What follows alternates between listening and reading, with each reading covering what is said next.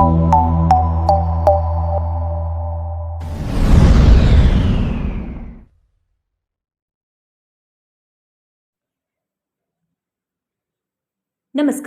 Gautami news Karnataka Jamkhandi.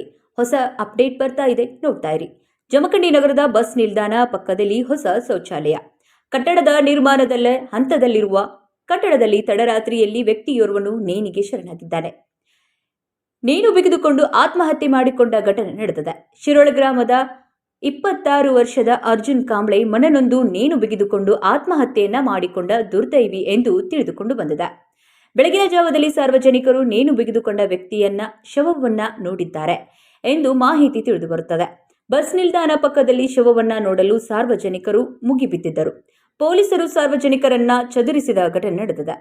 ಘಟನಾ ಸ್ಥಳಕ್ಕೆ ಶಹರ್ police ಠಾಣೆಯ ಪಿಎಸ್ಐ ಅನಿಲ್ ಕುಂಬಾರ್ ಹಾಗೂ ಸಿಬ್ಬಂದಿಗಳು ಭೇಟಿ ನೀಡಿ ತನಿಖೆಯನ್ನ ಮುಂದುವರೆಸಿದ್ದಾರೆ.